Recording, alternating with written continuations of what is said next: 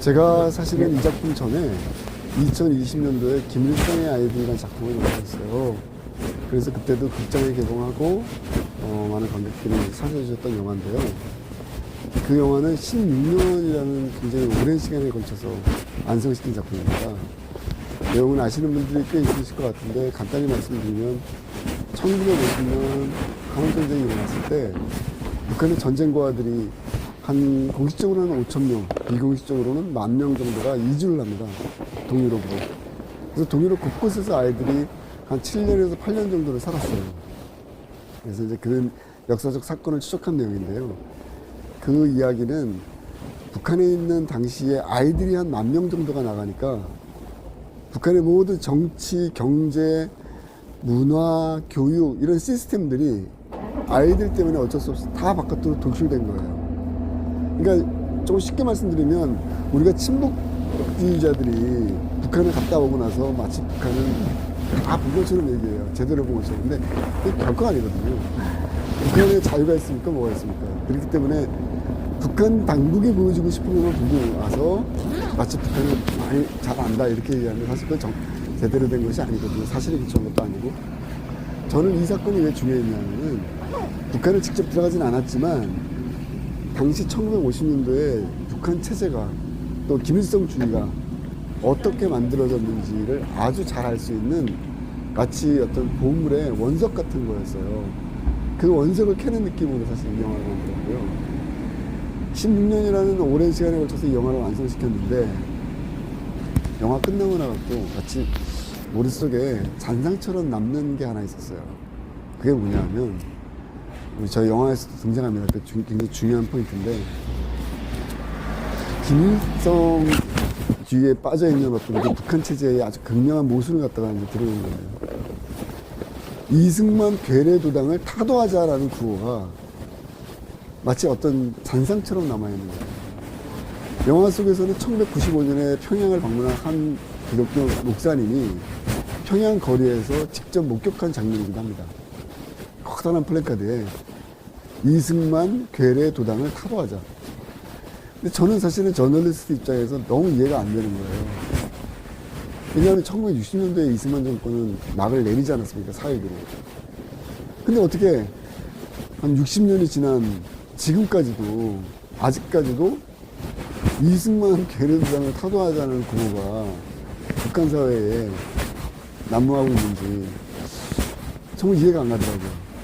그래서 도대체 이게 뭐지? 하는 어떤 그런 저널리스트의 호기심을 가지고 이제 그걸 파기 시작했죠. 이승만이나 좀 제가 누구냐. 그랬더니 한 3년 반 정도 되는 시간 동안 이제 이승만을 어떻게 보면 다큐멘터리 감독으로서 연구를 하게 됐는데 정말 우리가 잘못 알고 있었던 사실들이 너무나 많았다. 그리고 그 모든 것들이 거짓에 기초한 것이었다. 라는 것을 깨닫고 제가 이 영화를 직접적으로 만들게 된 가장 중요한 계기였습니다.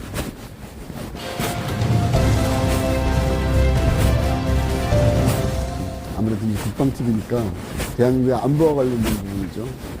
여러 가지가 있습니다, 사실은. 이 영화 지금 사람들이 굉장히 감명 깊게 또 어떤 사람들한테는 충격적으로 다가오는 이유는 우리가 알고 있었던 이승만 대통령에 관한 모든 것들이 다 거짓이었다는 어떤 그런 부분에 대한 충격이거든요. 근데 그 중에 하나가 이제 한미 상호 방위 조약에 관한 거죠. 아마 이제 젊으신 분들은 잘 모르실 수 있는데 한미 상호 방위 조약이 그냥 말 그대로 그냥 하늘에서 뚝 떨어진 선물이 결코 아니었거든요. 1953년도에 우리가 이제 정전협정 체결을 통해서 이야기들이 이제 휴전이 이루어지죠.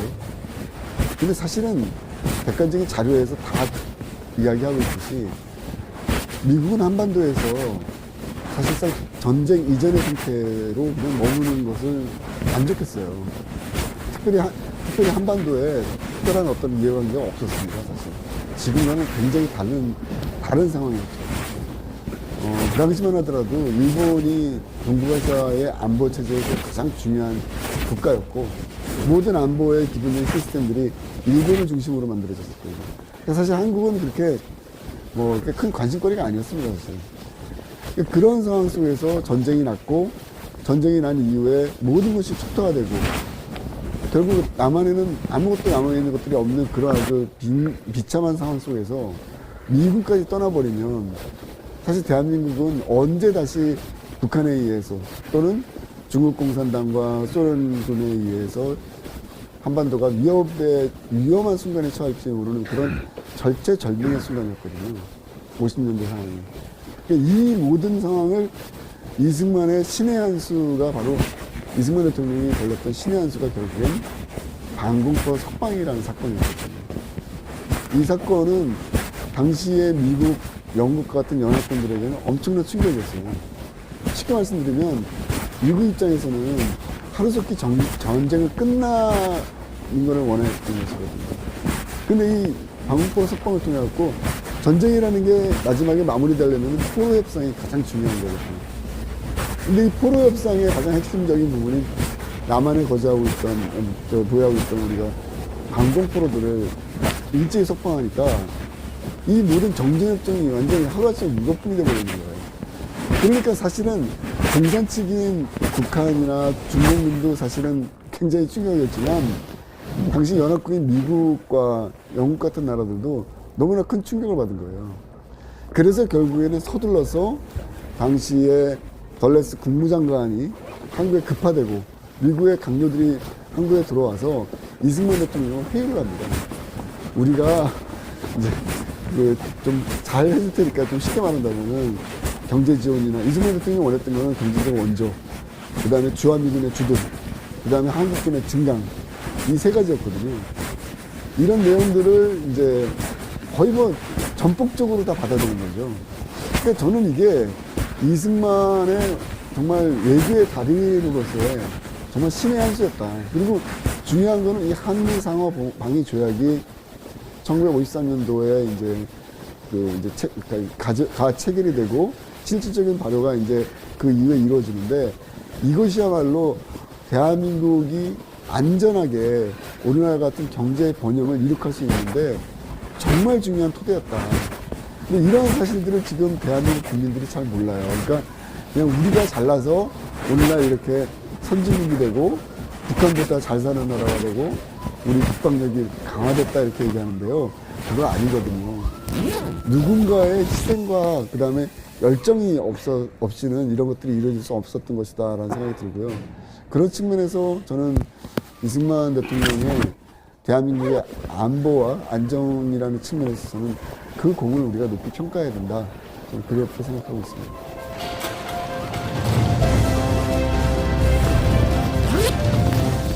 뭐 영화 만드는 게 쉬운 작업은 아니고요.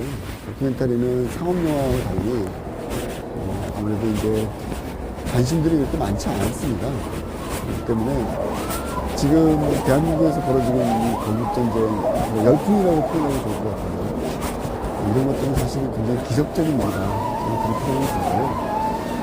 과연 이런 것들이 어떻게 이루어졌는가를 좀 말씀드리는 게 좀 의미가 있을 것 같아요. 근데 저는 지금 이것이 대한민국에서 그동안 잘못 알려져 있었던 우리의 역사, 특히 북한과 또 남한의 주사파 세력이 대한민국에서 퍼뜨렸던 거짓의 이데올로기가 있습니다. 이러한 것들이 이 영화를 통해서 하나하나 사실관계가 규명되고 진실이 무엇인지를 국민들이 깨닫고 있는 것 같아요. 그래서 영화를 보시고 감동받는 분들이 있다는 분도 계시고 또 아까 말씀드린 것처럼 정말 충격을 받았다. 이런 말을 하는 분들이 계시고 한강다리를 끊고 이럴 때 한국군일 때 자기 혼자 살겠다고 부르는 쳤던 런승만이라는 단어는 사실은 그동안 70년 동안 대한민국 사회에서 뭐 불공평한 일종의 이제 이승만 대통령에 관한 비난어 이런 단어였습니다, 사실은. 근데 이 모든 것들이 사실 사실에 기초하지 않거든요. 영화를 보시면은 과연 무엇이 진실인지 그리고 대한민국의 진정한 애국자가 누구인지 이런 내용들을 다 확인하실 수 있을 것 같습니다. 그래서 여러분들이 바쁘시겠지만 이 영화는 대한민국의 진정한 미래 그리고 우리의 번영이 앞으로 어떻게 이루어져야 되는지를 판단할 수 있는 굉장히 중요한 역사적 사실들을 다루고 있거든요. 그런 측면에서 우리 국방TV